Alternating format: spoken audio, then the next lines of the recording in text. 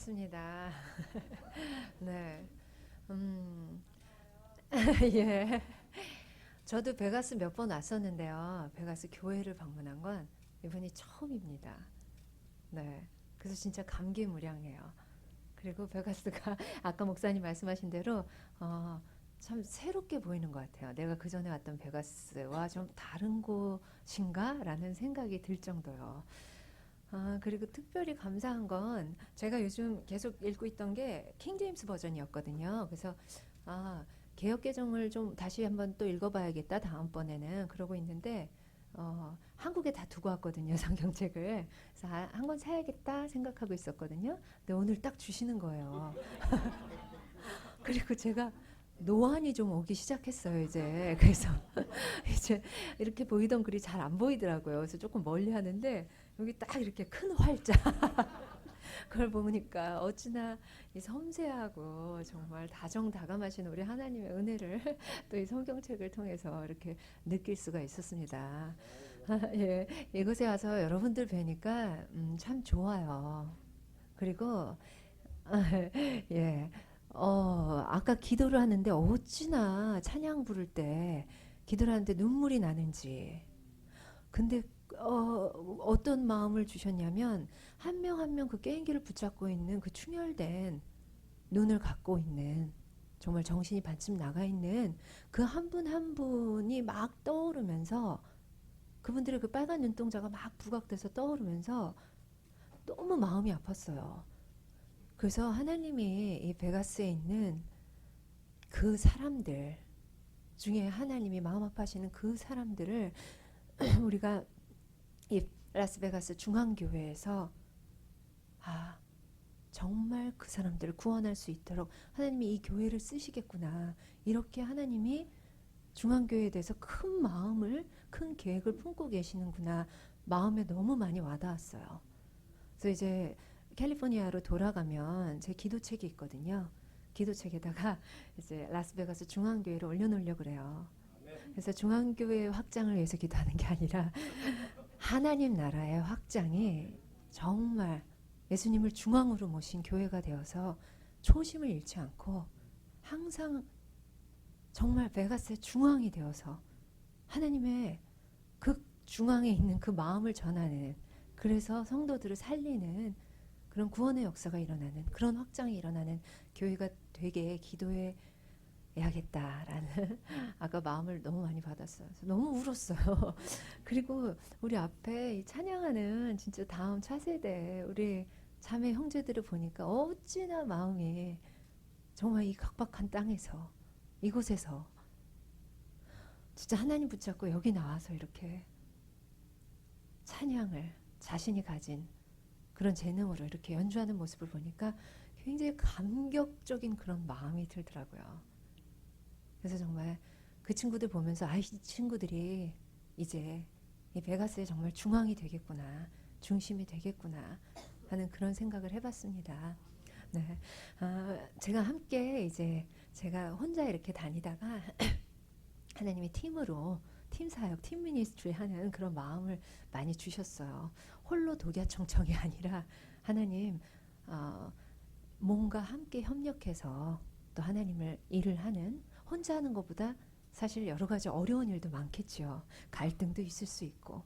하지만 결과를, 어차피 결과는 우리 일이 아니니까 하나님 일이니까 하나님은 그 과정 속에서 그렇게 또 함께 하나님 일을 해 나아가면서 함께 성장하는 그런 거 원하시는구나 라는 마음을 지난 학기에 좀 받았어요. 그래서 제가 이렇게 초빙을 했어요. 류승주 자매님을 또 한국에 있었는데 1년 전에 보내셨어요 하나님이. 그리고 실수가 없으신 분이시잖아요. 다 계획하시고. 그래서 이런 계획이 있으셨나 보다 하고 함께 다니고 있습니다. 우리 류승주 자매님은 뮤지컬 배우예요. 그래서 한국에서 뮤지컬을 보지 않으셨으면 잘 모르실 수도 있는데, 그리고 남편은 배우 겸 정말 여러 만능 엔터테이너예요. 그래서 여러 가지 프로그램을 해요. 운동을 너무 잘해서 이렇게 게임 연예인들 나와서 운동하는 그런 프로그램이 있거든요. 거기에 나와서 항상 왕중 왕으로 뽑히는, 그래서 어르신들은 좀 모르실 수 있는데 젊은 사람들은 저는 잘 몰라요. 근데 우리 리키 김 씨를 아주 잘 알아요. 그런 남편을 갖고 있고 슬하에 세 남매를 두고 있습니다. 네, 우리 네 처녀 같죠. 우리 류승주 자매님의 일단 찬양을 한 곡 듣고 시작을 하겠습니다.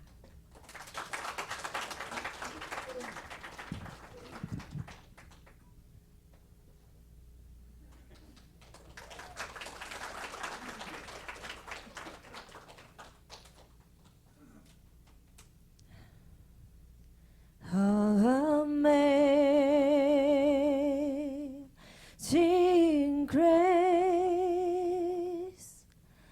how sweet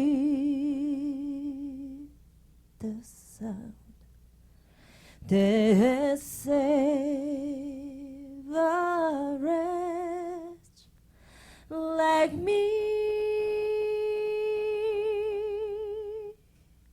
I once was lost, but now I'm found. Was blind, but now I see. 오늘 오전 예배 정우성 목사님이 말씀하셨습니다. 즐겁게, 기쁨으로, 감사하며 찬송하라. 다 같이 기쁨으로 즐겁게 이 곡을 같이 함께 찬양하시길 원합니다. 원, 투, 원. 처음부터 다시 하겠습니다. 자, 박수가 나오는 것 같죠? 네. 네, 즐거움으로 시작하겠습니다. 시작. Amazing grace, how sweet the sound that saved a wretch like me. I once was lost, but now I'm found. Was blind, but now I see. 더 기쁨 나시겠습니다. Amazing grace, how sweet the sound that saved a wretch like me. I once was lost, but now I'm found. Was blind, but now I see. Was blind, but now I see. Was blind, but now I see. 아멘.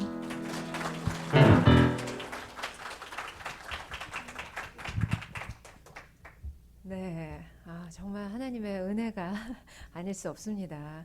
근데 아까 찬양을 이렇게 부르고 할 때, 그리고 기도할 때, 반주자의 그 반주가 얼마나 은혜가 되던지 너무 감격스럽고, 하나님이 언젠가 우리한테 저런 반주자를 붙여주시면 참 이런 방송사고가 없이 더 잘 갈 수 있겠다. 우리 류승주 자매님이 훨씬 더 정말 힘을 받고 할 수 있겠다라는 생각을 했습니다. 언젠가 하나님이 우리 저런 집사님 같은 반주자를 붙여주실 거라 생각합니다. 네. 제가 참 간증거리가 없어요. 그래서 죄송해요. 간증의 자리에 가면. 그리고 한국에서는 한 번도 간증을 해본 적이 없어요. 왜냐면 교회는 너무 많고 어느 교회는 가고 어느 교회는 안 가고 그러기도 좀 죄송하고 해서 아예 간증은 안 했어요. 그리고 제가 홍보대사를 맡고 있는 컴패션이란 단체, 그 단체를 통해서 아이들 결혼하기 위해 목사님이 가신다. 그럼 가끔 가서 스피치를 하고 뭐 그 정도였어요. 근데 미국에 왔더니 한국에서 그래도 연예인이 왔다고 자꾸만 교회에서 부르시는 거예요. 근데 한국에서도 안 해봤는데. 그래서 하나님 저 뭘 해야 되죠? 무슨 말 해야 되죠? 저는 그렇게 성도님들이 기대하는 간증거리가 없는데 보통 그런 거 기대하시잖아요. 막 반전, 역전 막 이런 거. 근데 그런 게 없었거든요. 뭐 크고 작은 조그만 고난들이야 있지만 그런 걸 간증하는 자리가 아니니까 그러고 있는데 1년 동안 그래서 거절만 하고 있었어요. 1년이 지나니까 제가 해야 할 말을 주시더라고요. 그래서 1년 뒤부터는 이렇게 간증을 빌미 삼아 하나님이 원하시는 그런 말을 좀 내가 할 수 있으면 좋겠다 해서 얘기를 하고 다녔거든요. 그래서 사실 오늘도 이렇게 막 엄청난 게 없어요. 그래서 그런 걸 기대하고 오셨다면 뭐 이혼을 할 뻔했는데 제가 차인표 씨랑 이렇게 해서 다시 살잖아요. 뭐 이런 것도 없고요. 참 그래서 그런 버라이어티한 거 그런 클라이맥스가 있는 그런 걸 원하셨다면 참 죄송합니다. 저는 중학교 3학년 때부터 교회를 다녔어요. 근데 그때는 처음에 갈 때 얼마나 무지했으면 교회가 뭔지 성당이 뭔지 두 개가 뭐가 다른지도 모르고 그냥 친구 따라서 그 분위기가 좋아서 그러고 가기 시작했습니다. 분위기가 좋더라고요. 교회 있는 사람들도 좋고 그리고 하나님 되게 좋다. 그때는 내가 하나님이 때 되면 나한테 무슨 선물 줘야 되는 산타클로스나 아니면 정말 내가 하나님 부르면 나타나야 되는 슈퍼맨이나 수호천사 그렇게 생각을 했던 것 같아요. 그게 아니고 하나님이 에라야 부르시면 달려가야 되는 나의 주인이구나. 난 종이구나를 느낀 거는 정말 한참 후였습니다. 그리고 저는 참 제가 뭐든지 맘만 먹으면 힘만 내면 해낼 수 있는 사람인 줄 알았어요. 내 힘으로 뭐든지 할 수 있는 사람인 줄 알았어요. 근데 결혼을 하니까 내가 잘하고자 되지가 않더라고요. 그 결혼 생활이. 참 녹록지 않아요. 이거 만만치 않네. 뭔가 나의 생각과 그런 뜻과 계속 다른 생각을 갖고 있는 사람이 계속 같이 사니까 내 맘대로 되지 않는구나라는 걸 깨닫게 되었습니다. 그러다 아이를 낳으니까 더 했어요. 이 조그만 아이 하나 잘 키워보자고 내가 열심히 노력하는데 그게 정말 잘 될까? 라는 생각도 들고 결혼을 하고 아이를 낳으면서 내가 얼마나 무기력한 존재인지 내가 뭔가를 하겠다고 했었던 게 얼마나 참 교만한 생각이었는지를 점점 깨닫게 되었습니다. 그런 게 은혜 같아요. 그렇게 깨닫는 거. 그리고 또 한 가지는 저는 제가 괜찮은 사람인 줄 알았거든요. 별로 그렇게 티나는 죄를 안 저질렀었어요. 옛날에는. 근데 해를 거듭하면서 정말 죄다운 죄도 짓고 그런 일을 겪으면서 내가 이 정도로 그나마 이렇게 살고 있는 건 내가 도덕적으로 윤리적으로 잘나서가 아니구나. 나에게 주어진 상황 그리고 환경이 그나마 나를 요 정도라도 살 수 있게 만들어줬구나. 뼈저리게 감사하게 됐어요. 내가 이 정도로 살 수 있는 환경이 나한테 허락되어졌었다는 거. 사실 그렇잖아요. 우리 모두 죄인이잖아요. 들켰느냐 안 들켰느냐의 차이죠. 저는 안 들킨 죄인이죠. 이 안 들킨 죄인이 또는 나는 거짓말했고 너는 도둑질했으니까 너는 더 나쁜 죄인이 아니구나. 그 누구도 나도 심지어 내가 우리 아이들을 지키기 위해서라도 얼마든지 하나님이 금지한 그런 어떤 일들도 행할 수 있는 그런 나한테 있는 죄성이 문제구나. 나보다 쟤는 더 나쁜 죄, 쟤는 그래도 좀 착한 애가 아니구나를 깨닫게 되었습니다.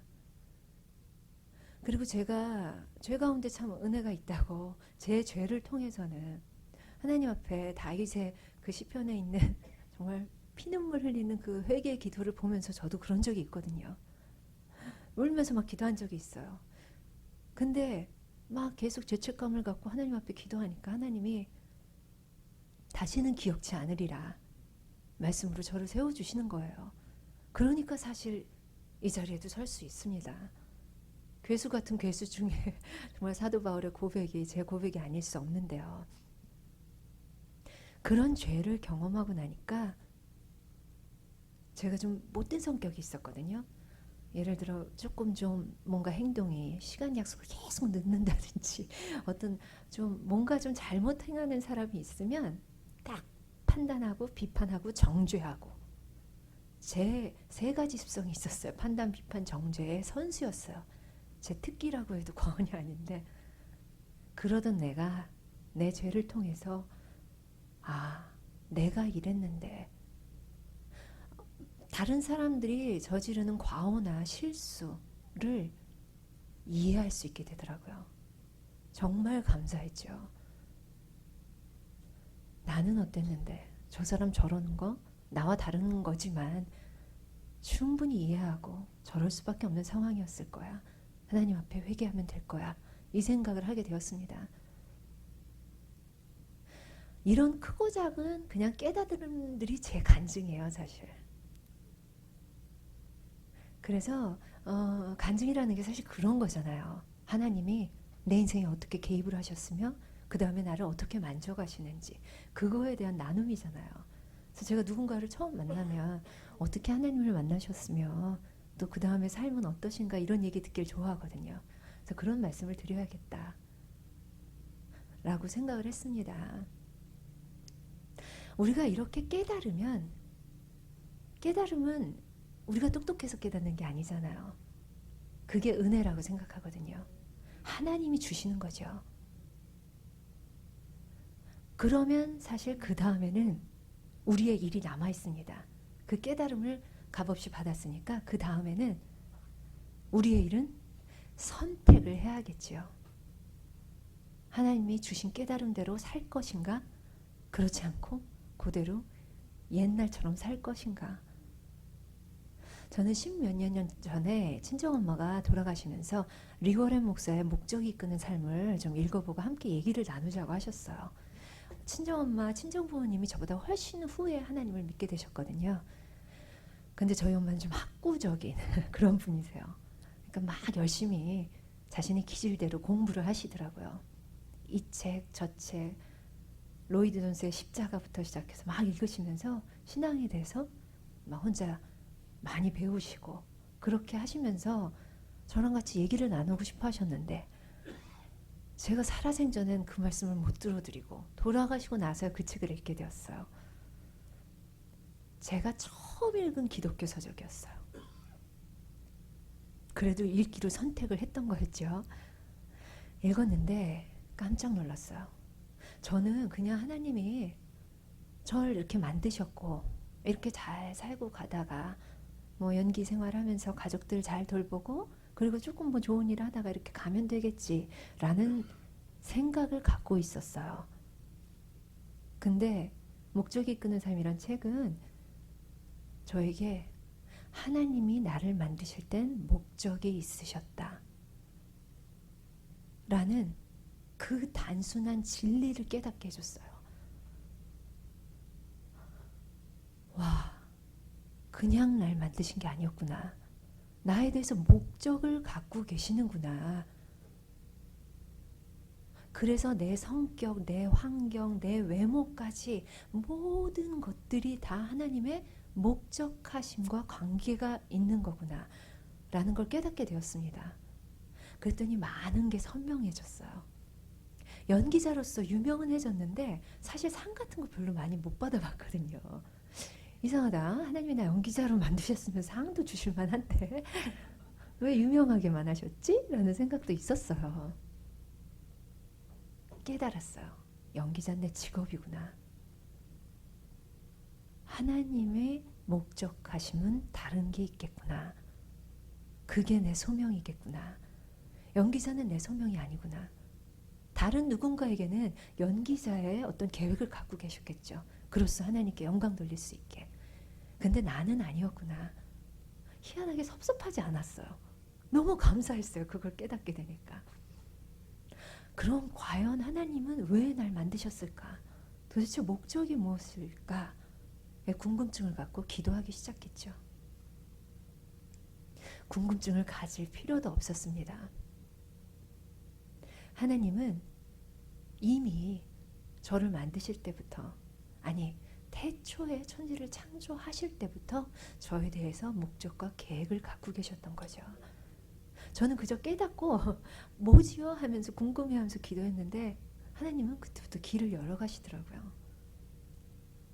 첫 번째는 컴패션이란 단체 홍보대사 제의를 받게 됩니다. 근데 연예인이기 때문에 사실 그런 NGO 단체에서 홍보대사 제의를 참 많이 받아요. 근데 제가 또 못된 면이 있어서 좀 잘 못 믿어요, 사람을. 그러니까 단체들도 잘 못 믿어요. 그야말로 거액의 개런티를 받고 출연하는 광고도 아니고, 이건 전혀 개런티 없이 내가 내 이름을 걸고 어떤 좋은 마음을 가지신 분들의 그런 지갑을 여는 행동인데 내 이름을 함부로 걸 순 없지. 이렇게 저 단체를 어떻게 믿어? 막 이런 마음이 있었거든요. 근데 이상하게 컴패션이란 단체에서 홍보대사 제의를 받았는데 알고 싶었어요. 이 단체가 무슨 일을 하는 단체고 어떤 성과가 있으며 뭘까 궁금해지기 시작했습니다. 그래서 필리핀으로 비전 트립을 한번 갔어요. 컴패션이란 단체를 알아보기 위해서 함께 간 거예요. 가서 제가 보고 느끼고 배우고, 이 단체는 꼭 필요하구나. 내가 힘 닿는 데까지 이 단체를 통해서 정말 그 어린 영혼들에게 하나님을 전할 수 있는 기회가 생기면 좋겠다라는 생각을 하게 되었습니다. 컴패션이란 단체에서 보는 가난은 틀리더라고요. 그냥 못 먹고 못 입는 것이 가난이 아니었어요. 필리핀에 갔더니 거기 필리핀에 다녀오셨고 너무 잘 아실 테지만 쓰레기 마을이 있거든요. 그냥 쓰레기만 쌓이는 곳이에요. 무덤 마을, 무덤 옆에 쓰레기 마을.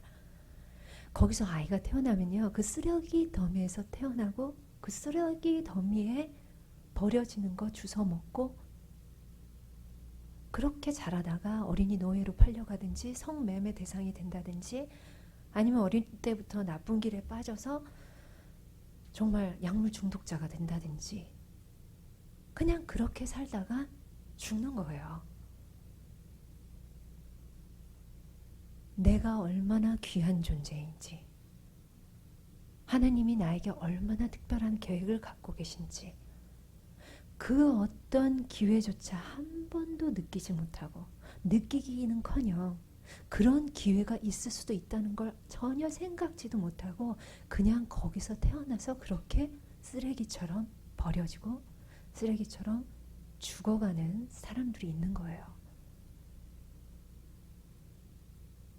그걸 가난이라고 보는 거였어요. 전혀 그 어떤 배움의 기회도 없이 그 어떤 하나님을 알 기회조차 갖지 못하고 자라게 되는 거. 컴패션이 보는 가난은 그거였습니다. 컴패션은 1:1 결연을 하는 단체예요. 우리나라를 통해서 생긴 단체예요. 1952년 전쟁 직후에 스완슨이라는 목사님이 계셨어요.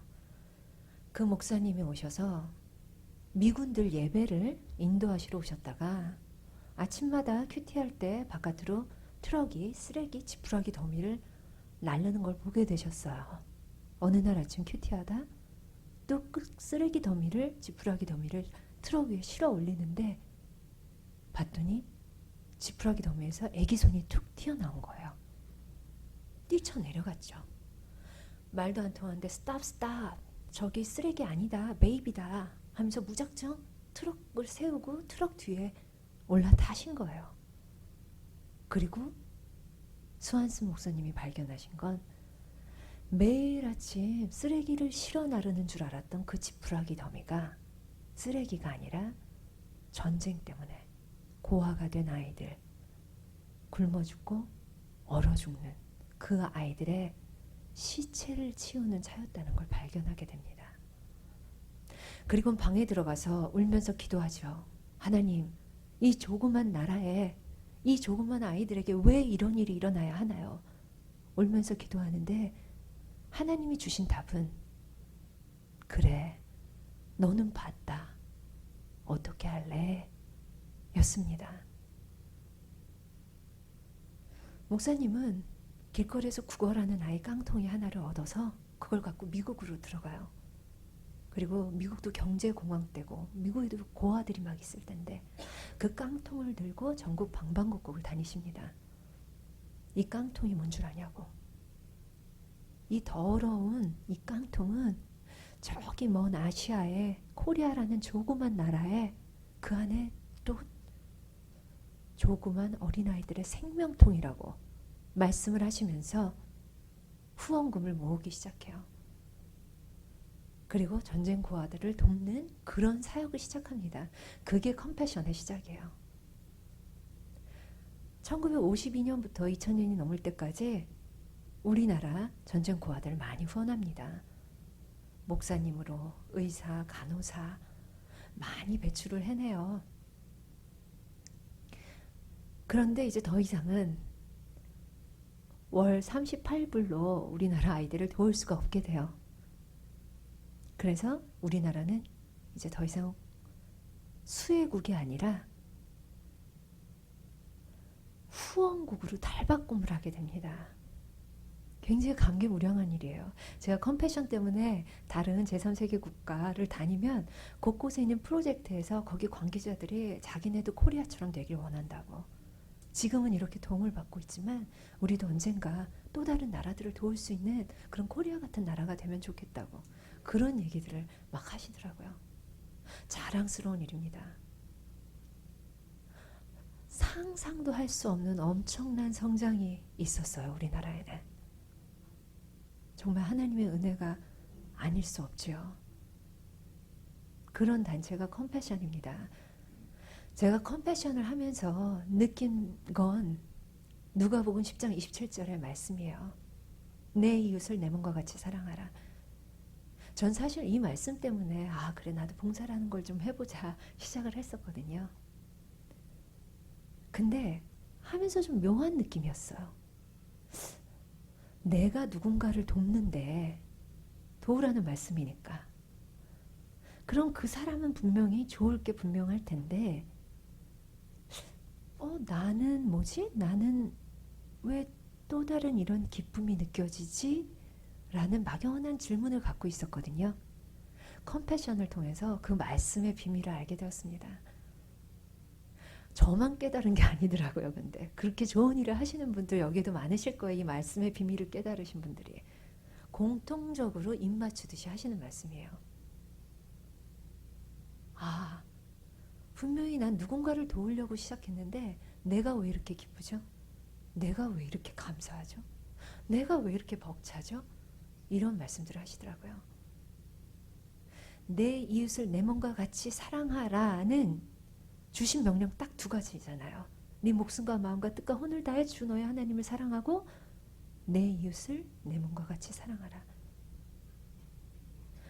이 말씀은 내가 사랑하는 그 이웃을 위한 말씀 같아 보이지만 진짜는 한번 순종하고 실천해봐라. 그러면 네가 뭘 느끼게 되는지, 네가 어떻게 되는지 나를 위한 말씀이라는 그 말씀의 비밀을 깨닫게 되었어요. 그 말씀은 내가 돕는 그 사람을 위한 말씀이기도 하지만 진짜 숨어있는 비밀은 나를 위해 주셨다는 말씀인 거예요. 이 자리에 계신 분들은 다 그 비밀을 알고 계실 거라고 생각합니다. 혹시 아직 모르시는 분이 있다면 해보세요. 말씀에 순종을 해보세요. 순종의 기쁨은 그거 같아요. 우린 그냥 순종했는데 거기에 따르는 우리가 상상하지도 못했던 하나님이 주시는 그것을 느끼게 되는 거. 제가 부러워하는 분들 중에 하나가 선교사님들이에요.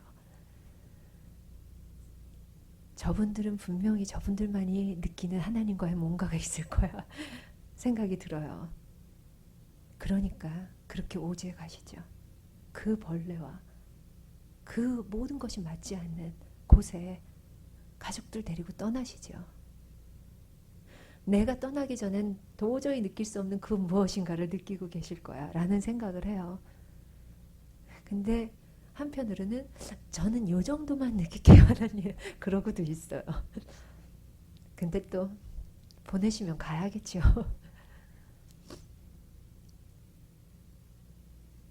그런 것들입니다. 그래서 아 이런 길로 인도하시고 계시구나를 느꼈어요. 두 번째는 제가 우리 아들이 올해 대학을 갔는데 아들은 제가 낳았고 그 밑에 11살, 9살 딸들이 있어요. 그 두 딸은 제가 입양을 했습니다. 처녀 때부터 오빠랑 외롭게 자라서 아, 우리 집에 형제가 많았음, 우리 집에 아이들이 많았으면 좋겠다라는 생각을 했어요. 나타 힘들면 입양을 해야지 단순히 이렇게 생각을 했었는데 제가 생각했던 게 아니죠. 지금 와서 보니까 그것조차 하나님이 주셨던 마음이죠. 나타는 포기하고 한 명 낳아보니까 너무 힘들어서 입덧도 너무 심했고 그래서 입양을 해야겠다 생각을 했습니다. 입양을 했어요. 우리나라에는 많아요. 아직도 고아들이 참 많습니다. 미국은 보육원이 없어요. 아세요? 지금은 보육원이라는 이름으로 바뀌었어요. 어르신들 옛날에 고아원이라고 그랬잖아요. 미국은 보육원이 없습니다. 근데 한국은 태어나자마자 2돌 전까지 있는 복지원이라는 곳이 있고요. 그 다음에 그때까지 입양이 안 되면 보육원이라는 곳으로 옮깁니다. 시설에서 크는 거죠. 언제까지? 고등학교 졸업할 때까지. 하지만 미국을 비롯한 하다못해 일본, 선진국들이 보육원을 없애고 있어요. 그러면 그 아이들이 안 생기나? 생기죠. 부모님이 키울 수 없는 아이들이 생기는데 그 아이들은 위탁 가정에 있죠. 파스터 홈. 네. 우리나라의 입양을 이렇게 하면서 보면서 저한테 입양에 대해서 궁금해 하시는 분들이 많으시더라고요. 아는 사람 또는 모르는 분들 입양에 대해서 많이 물어오셨어요. 그래서 너무 기뻤어요. 아, 이분들이 입양에 대해서 이렇게 관심이 있구나. 근데 제 주위에도 많이 물어봤는데 딱 2가정 입양했어요. 그렇게 많은 분들이 질문을 했는데 왜 입양을 못하지? 우리나라는 혈연 중심의 유교 국가이기 때문에 쉽지 않죠. 그래, 본인이 원해도 가족이 함께 원치 않으면 할 수 없는 일이거든요. 우리는 시댁 어른들, 친정 어른들도 많잖아요. 그러면 그 아이들은 계속해서 생기는데 입양은 늘어나질 않고 어떡하지? 하면서 제가 미국에 올 때 제 기도 노트에 위탁하고 물음표를 딱 찍고 왔었어요. 3년 동안 있으면서 하나님이 원하시는 일이구나. 그 아이들이 가정에서 자라게 하나님 원하시는구나를 느끼게 되었습니다. 저는 그냥 의문점만 갖고 왔을 뿐인데 하나님의 일이니까 그쪽으로 막 이렇게 풀어가 주시는 그 개입하심을 너무 많이 느끼게 되었습니다. 제 딸들이 11살, 9살 됐어요. 근데 우리 딸들은 사실 큰딸은 1달 전에 태어나자마자, 우리 막내딸은 태어나자마자 3달 전에 제가 입양을 했거든요. 혹시 궁금하세요? 낳은 아이랑 입양한 아이랑 다를까? 많이들 물어보세요. 기자분들도 그렇고. 정말 똑같아요. 특히 1달, 3달 뭐가 다르겠어요. 진짜 똑같아요. 그런데 큰아이들 연장아동을 입양하는 건 좀 다를 거라고 생각해요. 특히 위탁은 더 다르겠죠. 왜냐하면 이미 트라우마나 아픔을 갖고 있는 아이들이기 때문에 그 아이들을 입양하는 건 쉽지 않습니다. 위탁해서 한동안 키워주는 거 정말 쉽지 않습니다. 어려운 일이에요. 근데 그 아이들이 그때까지 겪었을 여러 가지 환경들을 한번 생각해 보세요. 그러면 진짜 마음 아파요.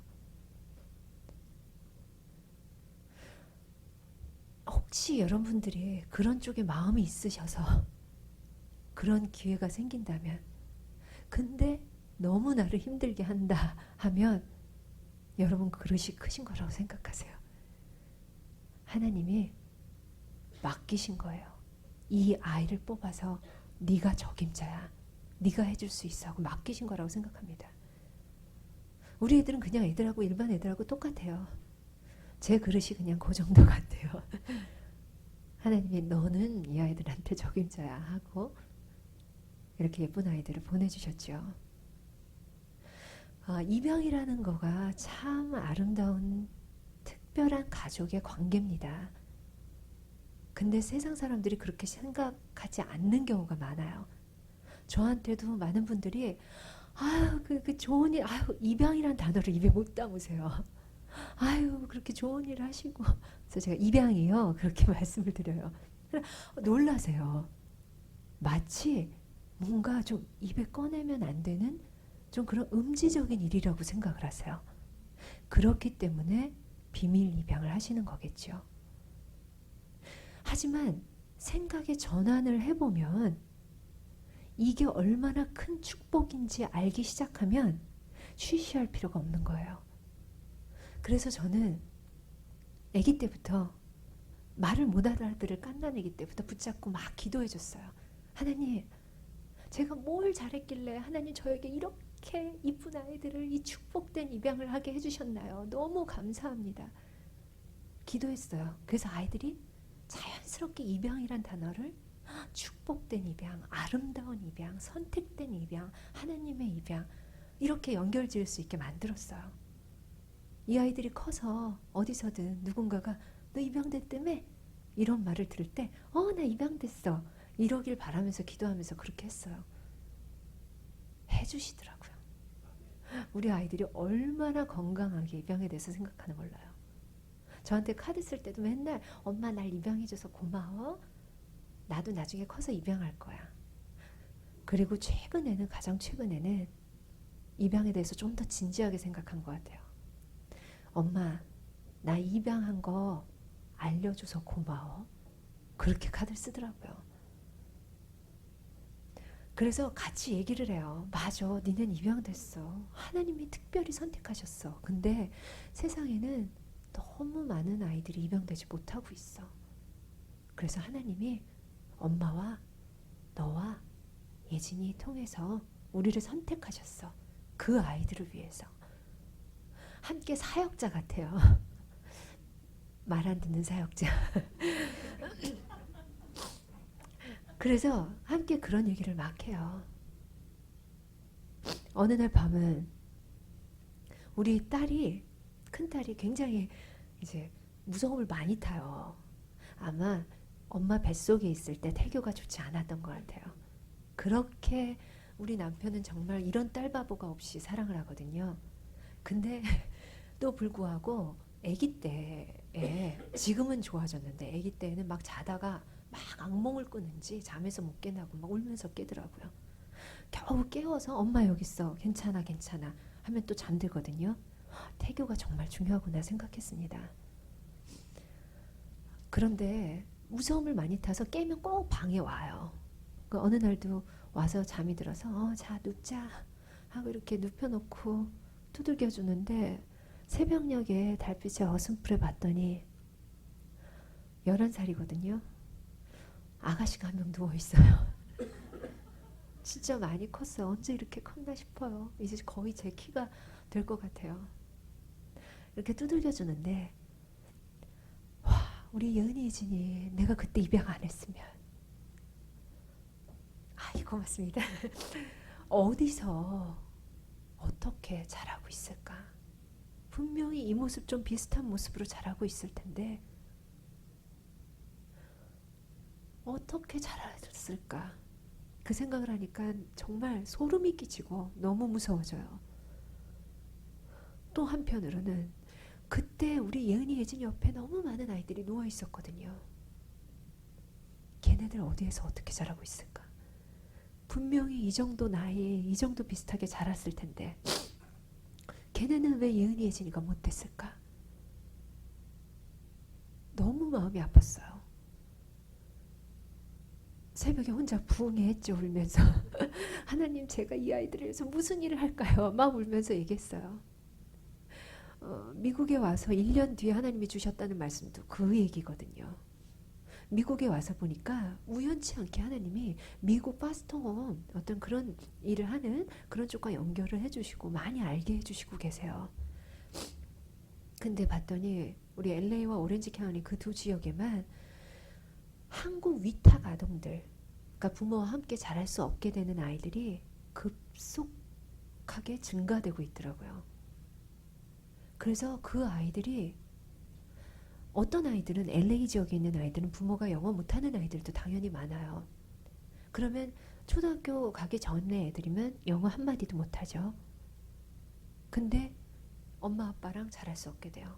뭐 학대를, 어뷰즈를 당했던, 아니면은 뭐 아빠가 감옥을 가든, 아니면 둘이 이혼해서 둘 다 안 키우겠다고 하든, 그런 상처가 있는 아이들이, 그 조그만 아이들이 말도 안 통하죠. 한데 한국 위탁 가정은 한 가정도 없었어요. LA와 오렌지 카운티에 한국 교회가 얼마나 많은지 아세요? 크고 작은 한국 교회가 정말 많아요. 처치맨, 그냥 교회만 왔다 갔다 하지 않는다 하더라도 하나님을 믿는, 제대로 하나님을 사랑하는 사람들이 얼마나 많을 텐데 한 가정도 없다니. K-FAM이라는 한인 가정상담소와 연결이 됐습니다. 그곳에서 그렇게 한국말밖에 못하는 그런 어린아이들이, 정말 아프리칸 아메리칸 또는 스페니쉬 이런 가정에서, 좋은 위탁 가정들도 많지만 LA 지역에는 한 아이당 돈을 조금씩 주니까 비즈니스처럼 그냥 5명 6명 학교 근처에서 학교만 보내고 아무 케어 안 하고 밥만 주는 그런 사람들도 있거든요. 그런 곳에 가서 말 안 통하죠. 피부 색깔 다르죠. 문화 다르죠. 음식 다르죠. 그 조그만 아이들이 그렇게 자라면 감옥에 가든가 나쁜 길로 빠지든지 아니면 홈레스가 되든지 결과물이 그렇게 나왔다고 통계가 나왔더라고요. 그래서 제가 위탁가정 늘리자라는 말을 해야 되는구나 내가. 그래서 그때부터 이제 간증을 시작하기 시작한 거예요. 쉽지 않아요. 그 한인가정상담소에서 둥지찾기라고, 우리나라의 위탁 아동들만큼은 최소한 우리나라 가정에 돌보자 라고 둥지찾기라고 해서 위탁 가정을 모으는 그런 일을 하고 계시더라고요. 그래서 거기를 통해서 20몇 가정이 생겼더라고요. 위탁을 해서 키우고, 그리고 콜트에서 얘네 진짜 부모가 얘네를 키울 수 없다 판결이 나면 제일 먼저 위탁 가정에게 물어보거든요. 얘를 입양하겠냐? 그래서 20몇 가정 중에 10몇 가정은 입양까지 하셨더라고요. 하나님은 수차례 말씀하십니다. 고아와 과부, 억압받는 자, 압제받는 자를 돌보라고요. 그들은 선한 사마리아인의 비유에 나오는 강도 만난 자입니다. 강도 만난 자란 뭘 의미하냐면요, 도저히 스스로는 혼자 설 수 없는 그런 사람을 의미해요. 그 아이들처럼. 저는 물론 아이들에 대해서 마음이 많아요. 결국은 그게 제 달란트라고 생각합니다. 하지만 여러분들은 다르시겠죠. 어떤 분들은 어르신들, 어떤 분들은 환우, 어떤 분들은 장애우도, 어떤 분들은 홈레스, 뭐 감옥에 있는 분들, 너무나 많은 우리의 손길이 필요한, 하나님이 바라보시는 억압받고 압제당하고 강도 만난 자 같은 사람이 있습니다. 우리를 고아처럼 내버려 두지 않으신다고 하신 하나님께 우리를 돌봐주세요 기도하면서 막상 하나님이 원하시는, 하나님이 바라보시는 그 한 사람 한 사람에게는 우리가 전혀 시선을 못 돌리고 있다는 거죠. 생각해 볼 일입니다. 하나님이 주신 계명 딱 2가지예요. 둘 중에 하나를 안 지키면 안 지킨 거예요. 지키고 계시는지. 한번 생각해 보세요. 저는 한국에 돌아가면 제가 한다고 보육원이 없어지겠나요? 물론 좋은 보육원들도 참 많죠. 하지만 1대1의 관계가 아닌 1대 다수의 관계입니다. 아이들은 가정이 필요해요. 하우스가 아닌 홈이 필요한 거죠. 그 홈에서 느끼는 여러 감정들은 공부에서 배워지는 게 아니거든요. 그렇기 때문에 그런 아이들을 위해서 내가 할 수 있는 일이 있다면 하고 싶어요. 결과는 모르죠. 내 대에 보육원이 없어질지 안 없어질지 그건 몰라요. 알 필요도 없어요. 왜냐면 내 일이 아니니까요. 하나님의 일이에요.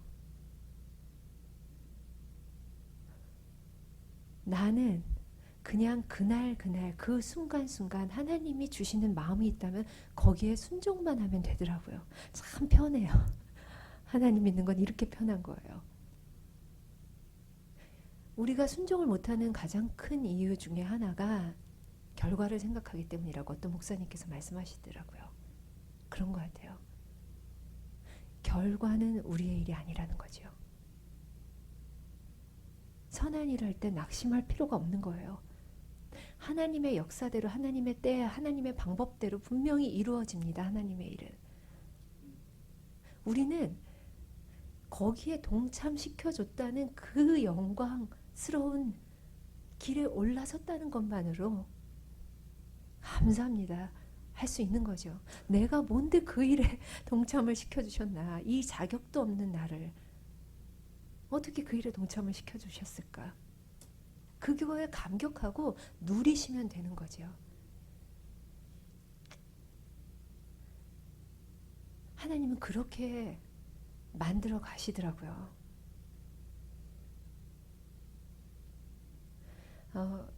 제가 많이 듣게 되는 얘기가 인생에 두 가지 길이 있다는 거예요. 좁은 길, 넓은 길, 오르막길, 내리막길 많죠. 근데 저는 한 가지 더 가고 싶은 길, 가야 하는 길이 있구나 라고 생각을 했습니다. 그리고 선택했어요. 나는 이제는 가야 하는 길로 가겠다.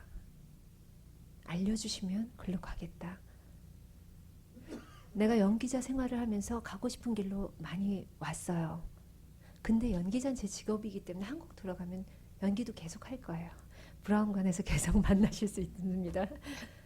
그런데 그 길뿐만이 아니라 가야 하는 길로 방향을 틀어야겠다 싶었습니다. 질문 몇 가지 드릴게요. 왜 사세요? 마음속으로 대답해 보세요. 어떻게 사는 게 잘 사는 건지 알고 계시나요?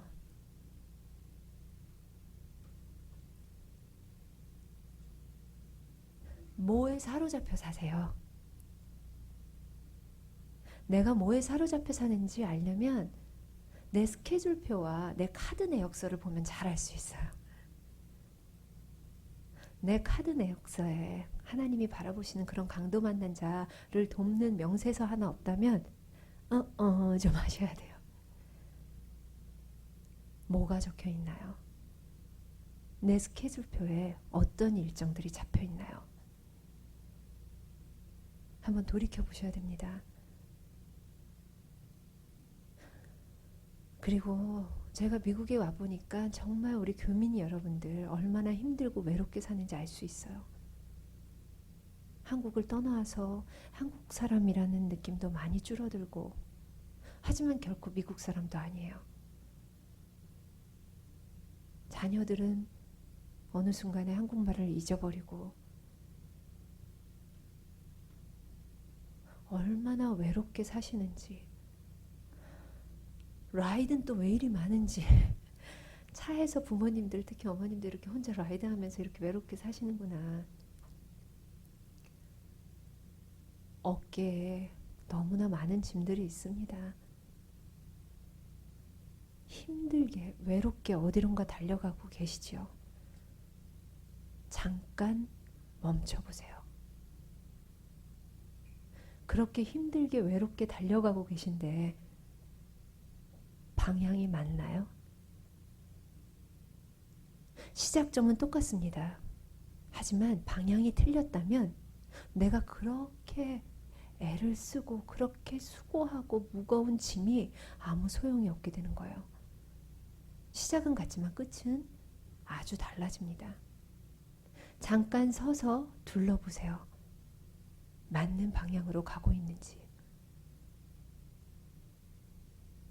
우리가 가야 하는 길은 나 혼자 잘 먹고 잘 사는 길이 아닙니다.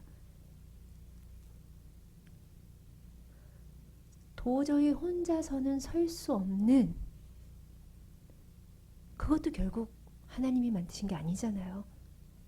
우리의 죄성이 만든 상황들입니다. 그런 강도 만난 자를 무시하는 게 아니라 함께 일어서서 나가야 되는 길이 가야 하는 길입니다. 그 길로 발걸음을 떼시는, 방향을 돌리시는 그런 잠깐의 쉼의 시간을 갖게 되시길 바라요. 제가 미국에 3년 전에 공부하러 온다 그러니까 많은 사람들이 말렸어요. 그 나이 무슨 공부냐. 저는 중고등학교 때 공부를 잘 안 해서 사람이 평생 해야 하는 공부의 양이 있나 보다. 지금이라도 하나님이 시키시나 보다. 그러면서 저도 의문을 가졌어요. 하나님, 저 거기 가면 집안 살림 도와줄 사람도 없죠. 이렇게 운전해주는 매니저도 없죠. 내가 혼자 다 해야 되는데 그냥 놀러 가는 거 또는 안식년으로 가면 모를까 꼭 공부해야 되나요? 이런 의문도 가졌어요. 두려운 마음도 생겼고요. 그때마다 부르던 찬송이 있었습니다. 나 주저함 없이 그 땅을 밟음도 나를 붙드시는 하나님의 은혜. 그리고 나서 느꼈어요. 하나님이 계획하신 일이었구나. 3년 동안 공부하면서 하나님이 원하시는 것들을 많이 배우고 깨닫게 되었습니다. 지금은 인터미션 같아요. 몸은 정말 힘들지만 너무나 영적으로 또 심적으로 너무 행복해요. 미국이 좋아요. 한국은 미세먼지 지금 심각하잖아요. 전쟁의 위협 있죠. 하나님, 저 조금만 더 있고 싶어요. 조금만 더 있고 싶어요. 말은 그렇게 하지만 올 때도 은혜였고 갈 때도 은혜입니다. 그래서 사실 지금부터 준비되어 있어요. 가라시면 바로 갈 준비가.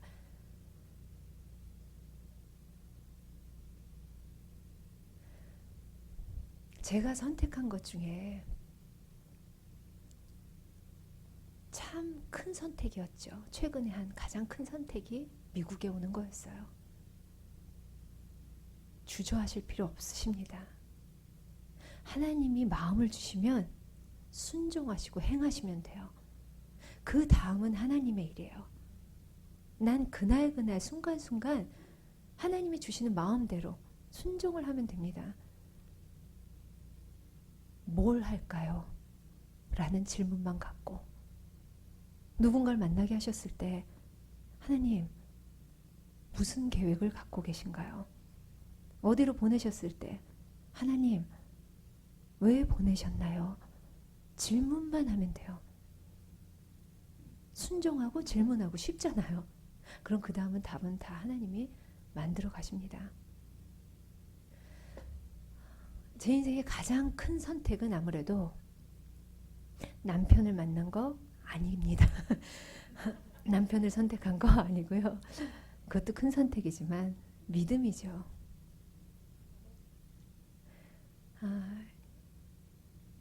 생각해 보세요. 하나님을 믿게 된 거. 제가 굉장히 좀 안달복달하는 성격이거든요. 걱정도 많고. 그런데 하나님을 믿게 됐다는 거. 그래서 제가 평안해졌어요. 기적이죠. 제가 저밖에 모르는 이기적인 사람이었거든요. 근데 하나님 앞에 서게 될 때 하나님 그래도 저 하나님 말씀대로 살려고 노력하다 왔어요. 그럴 때 잘했다. 착하고 충성된 종아. 이 얘기 듣고 싶어서 하나님 말씀대로 살려고 노력한다는 거. 이거 기적이죠. 기자가 한번 저한테 물어봤어요. 제가 하나님 얘기를 인터뷰할 때도 이렇게 자연스럽게 나오거든요. 왜 하나님을 믿으세요, 신혜라 씨는? 그러더라고요. 그래서 제가 기자분한테 기자분은 왜 하나님을 안 믿으세요? 라고 물어봤어요. 그랬더니 가만히 생각하다가 안 믿겨져서요. 그러더라고요. 그래서 저는 믿겨져서요. 그렇죠. 정답 아닌가요? 안 믿겨져서 못 믿고 믿겨져서 믿는 게 믿음이에요. 태초에 하나님이 천지를 창조하시고 죄로 인해 죽을 수밖에 없는 우리의 죄 때문에 세상을 이처럼 사랑하사 하나님의 공의로는 우리를 다 죽일 수밖에 없는데 그 사랑 때문에 독생자 예수를 동정녀 마리아를 통해서 보내시고 부활 승천하시고 다시 오실 거라는 거 믿겨지냐고요. 이게 진짜 기적입니다. 그럼 사실 이건 내 믿음이 아니잖아요. 내가 선택한 게 아니잖아요. 자세히 생각해 보면 거저 받았잖아요.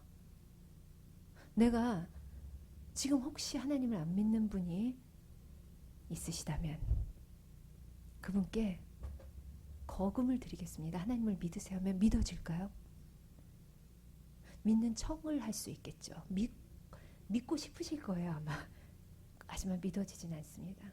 우리 때문에 생긴 게 아니에요. 이건 값없이 주어진 거 받은 거잖아요. 은혜잖아요. 너무 잘 알고 계시잖아요. 이론적으로 진짜. 그럼 나는 뭘 믿냐? 난 뭘 믿기로 선택했냐? 첫 번째는 아까 말씀드린 대로 평안입니다.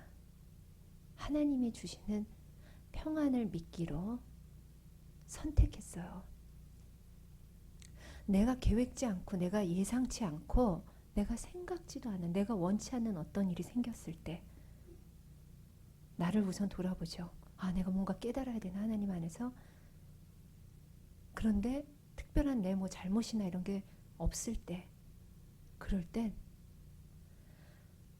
이 세상 그 누구보다 나를 잘 아시고 나보다 나를 사랑하시는 하나님이 허락하신 일이라면 이유가 있겠지 하는 하나님의 사랑을 믿습니다. 그걸 믿기로 선택했습니다. 이유가 있으세요. 괜히 그렇게 하지 않으십니다. 혹시 지금 어려움 중에 있으신 분 있으신가요? 이유가 있으세요. 그 이유를 빨리 찾으세요. 그러면 평안이 주어집니다. 자녀 때문에 힘드신 분들 참 많을 거예요. 이유가 있으십니다. 내가 기도하는 거 딱 하나예요. 우리 자녀들을 위해서 기도하는 거. 정말 하나님 사랑하고 하나님과 평생 동행하는 그 코람데오를 선언하는 아이들 되게 해주세요. 이것만 해요. 이게 제일 약은 기도예요. 사실 그렇게만 되면 모든 게 다 만사 해결이거든요. 공부 신경도 안 쓰셔도 돼요. 이것만 기도해요. 그런데 하나님이 그 기도 응답을 어느 날 갑자기 턱 애가 이렇게 나타나지 않는다는 거죠. 그럴 상황을 주십니다. 이유가 있으신 거예요. 인내를 달라고 기도하면 인내를 주지 않으세요. 주실 수도 있지만 인내할 상황을 주시는 거예요. 아이가 힘들다. 그 아이에게 필요한 시간이니까 허락하신 거예요. 우리가 할 일은 기도하는 거죠. 하나님이 맡기신 자녀입니다. 내가 낳았던, 내가 위탁을 했던, 입양을 했던 다 하나님이 맡기신 거예요. 하나님 거예요. 내 게 아니죠. 하나님의 자녀, 하나님이 허락하신 지금 힘든 시기를 거치고 있습니다. 하나님, 제가 뭘 어떻게 해야 될까요? 후회 주시고 꾸짖지 않으신 하나님, 지혜를 주세요 하고 기도하시고 그 아이를 그 모습으로 단정 짓지 마세요. 과정이에요. 과정입니다. 그 모습으로 그 아이를 단정 짓는다는 건 하나님의 능력을 과소평가하는 거예요. 하나님의 계획을 모르시는 거예요. 과정입니다. 이렇게 말씀드릴 수 있는 건 제가 큰아들 때문에 힘들거든요. 참 착한데 처음으로 여자친구를 사귀게 되었어요. 백인을. 전 좋아요. 하나님 국적만 있으면 인종도 사실 상관없거든요. 근데 그러다 보니까 학교에 적응하는 것보다는 지금 여자친구한테 푹 빠져 있어요. 너무 좋은 아들이에요. 그래서 내 눈에는 그 좋은 아들이 막 학교에 빨리 잘 적응하고 또 하나님이 기독교 대학을 보내주셨는데 거기서 막 이러길 원하는데 내 맘 같지가 않은 거죠. 근데 그때마다 하나님이 말씀해 주셔요. 네 거 아니다. 내 아들이고 내가 계획한 게 있다. 근데 엄마로서 빤히 보이는 실패의 길을 갈 때 인내하기가 참 어려워요. 힘들어요. 하지만 인내하셔야 돼요.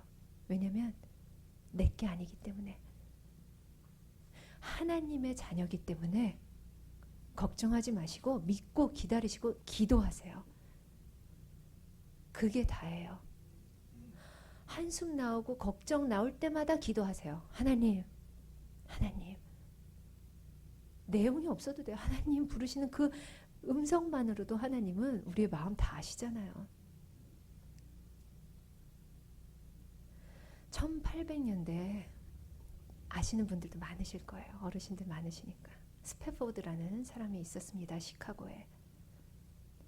자신이 돈 많은 사람이었거든요. 근데 자신이 갖고 있는 사업체 불이 나죠.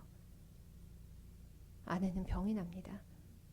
아내와 건강한 내 딸을 함께 여행을 좀 가보자. 여행을 가려고 해요. 근데 본인이 잘 섬기는 그 교회마저 불탑니다. 나는 뒷정리를 하고 갈게, 먼저 가라 하고 내 딸과 아픈 아내를 보냅니다. 며칠 뒤 전보를 받습니다. Save the Alone. 와이프가 보낸 전보예요. 그 배는 바다 한가운데서 영국 선적과 부딪혀 좌초돼요. 구사일생으로 아픈 아내만 살아남고 내 딸은 죽습니다. 아내를 데리러 배를 타죠. 바다 한가운데쯤 도착했을 때 선장이 얘기해요. 이곳에서 그 배가 가라앉았습니다. 방에 들어가서 울며 불며 기도하죠. 얼마나 처절한 기도가 나왔을까요? 기도라기보다는 정말 원망과 너무나 많은 감정들이 섞인 그런 한탄이었겠죠. 그런데 새벽녘에 그에게 평안이 찾아옵니다. 세상이 줄 수 없는, 세상은 오히려 어리석다고 비웃을 수 있는 상상도 못하는 평안이 그에게 임합니다. 시 한 편을 쓰죠. 그리고 그 시에는 나중에 곡조가 붙여집니다. 내 평생에 가는 길 순탄하여 늘 잔잔한 강 같든지 큰 풍파로 두렵고 어렵든지 나의 영혼은 늘 편하다. 세상이 이해할 수 있는 평안인가요? 아니에요. 어떤 축복을 원하시나요, 하나님께? 저는 예전에 생각하는 행복이란 거 있잖아요. 돈, 인기, 명예, 건강, 사랑, 여러 가지. 그런 것도 하나님의 축복입니다, 물론. 하지만 사실 그런 것들은 동전의 양면 같아요. 나한테 돈이나 건강이 있다면 없어지는 날도 있습니다. 내 아이가 아이비리그에 합격했다면 어떤 아이는 떨어졌다는 얘기예요. 전 연기자니까 제가 좋은 작품으로 막 상을 받았다. 어떤 연기자는 그걸 못했다는 얘기예요. 이 동전의 양면 같은 축복. 하나님이 주시는 평안은 그게 아니에요. 세상 그 누구도 그 어떤 환경도 절대 빼앗을 수 없는 그 평안. 그게 하나님의 축복입니다. 그 축복을 위해 기도하셔야 돼요. 우리가 그냥 세상 사람처럼 하나님 건강하게 해주세요. 아프게 낫게 해주세요. 물론 그 기도 해야죠. 중보 기도도 열심히 해야죠. 하지만 진짜 우리가 받아야 될 축복은 어떤 상황과 환경과 상관없는 하나님이 주시는 그 평안을 주세요 하고 기도를 해야 됩니다. 그건 세상이 모르는 축복이고 평안이에요. 세상 사람들이 다 인정하는 축복을 우리가 하나님에게 축복이라고 받는 게 전부인가요? 그게 우리의 골이라면 뭐가 다를까요? 그저 세상 사람들과 하나님을 사랑한다는 우리와 하나님의 그 진정한 그 평안을 누리시는 여러분들이 되시길 바랍니다. 저는 그래서 첫 번째 믿는 것이 하나님의 나에 대한 사랑이에요. 그 사랑을 믿으니까 사실 별로 두려움이 없어요. 그냥 뭔 일이 생기면 이유가 있겠지. 79장을 부르길 원하셨는데 다른 찬송을 부르면 또 이거 그냥 이유가 있겠지. 그랬더니 거기에 그 창검이 우리를 어떻게 못한다 그런 가사 나오더라고요. 우리나라를 위해서 기도하는데 지금 불안하잖아요.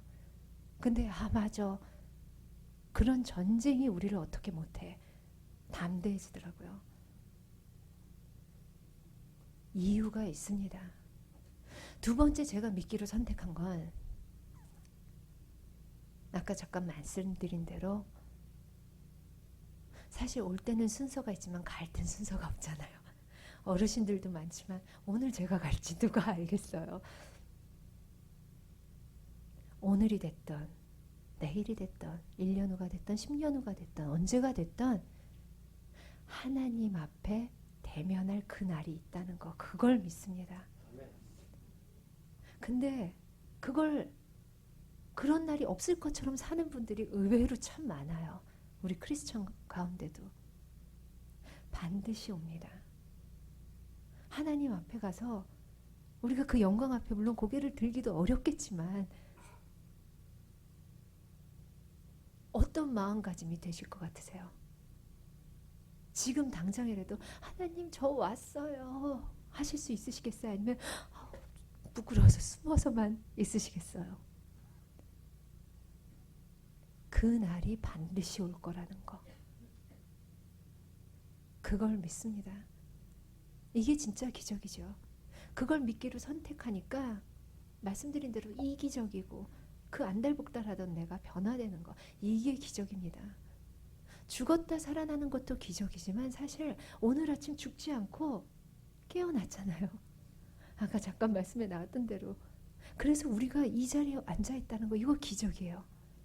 이 지구에 어쩌다 제가 미국에 공부하러 와서 또 어떻게 목사님을 알게 돼서 학교를 통해서 이 자리에 여기 서서 여러분들이 이 자리에 와서 앉고 내가 이런 말씀을 전할 수 있다는 거 이게 기적입니다. 우리에게 주어주시는 순간순간의 기적과 은혜를 우리는 못 보고 지나가요. 하나님이 아까 말씀드린 스패포드한테만 그런 평안을 주셨을까요? 우리에게도 주신다는 거죠. 우리가 못 보는 겁니다. 그 기적과 은혜를 보시는 한 분 한 분이 되시길 바래요.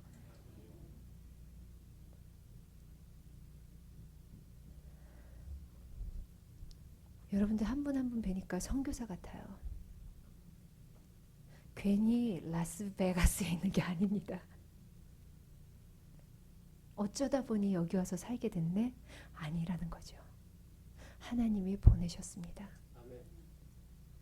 한 분 한 분이 선교사적인 마음을 갖고 사시길 바라요. 그들은 몰라요, 하나님을. 상상도 못해요, 그 평안을. 복음을 전하셔야 됩니다. 그 불쌍히 죽어가는 영혼들에게 전하셔야 돼요. 어떤 방법을 써서라도 전하셔야 돼요. 그 마음만 있으시면 사실 방법은 하나님이 이미 다 만들어 두셨겠죠. 한 분 한 분, 그런 한 분 한 분이 되기를 축복합니다. 그리고 저도 라스베가스를 위해서, 또 라스베가스의 이 중앙교회를 위해서 기도하겠습니다. 감사합니다.